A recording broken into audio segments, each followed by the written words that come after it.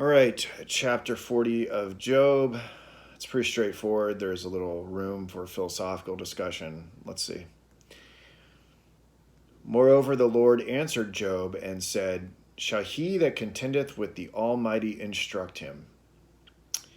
He that reproveth God, let him answer it. Then Job answered the Lord and said, Behold, I am vile. What shall I answer thee? I will lay mine hand upon my mouth. Once have I spoken, but I will not answer yea twice, but I will proceed no further. All right, so Job has been sufficiently awed into submission by all the things that God can do. Then answered the Lord unto Job out of the whirlwind and said, Gird up thy loins now like a man. I will demand of thee, and declare thou unto me. Wilt thou also disannul my judgment? Wilt thou condemn me, that thou mayest be righteous? Yeah, is Job really in a position to condemn God, given that God runs the entire realm? Is this the only way that Job can establish his righteousness?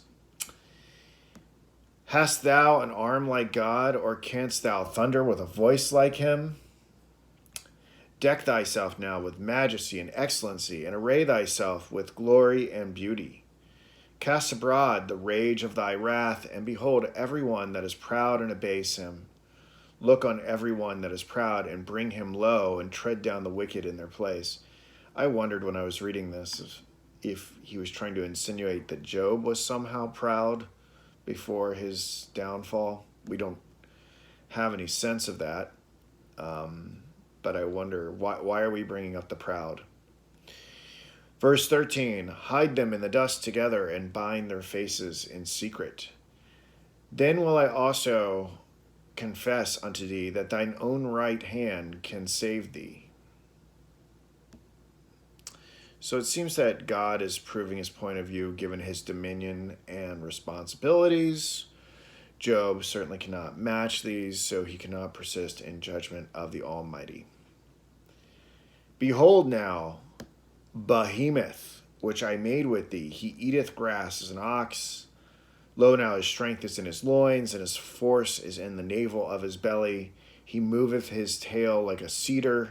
The sinews of his stones are wrapped together. His bones are as strong pieces of brass. His bones are like bars of iron. He is the chief of the ways of God.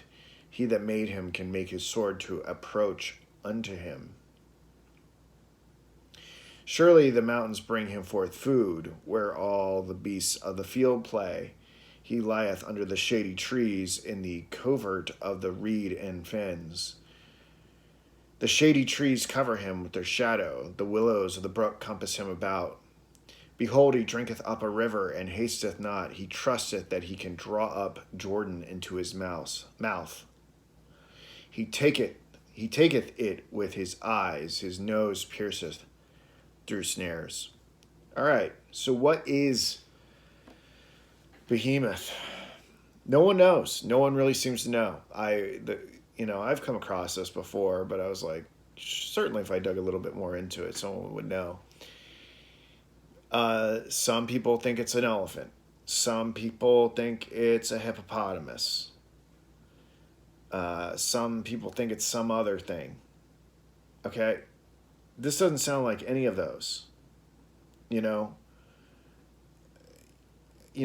make fun of fundamentalist Christians because they say, oh, that sounds like a dinosaur. It does sound like a dinosaur. So, like, what's going on here? All right. See you next time.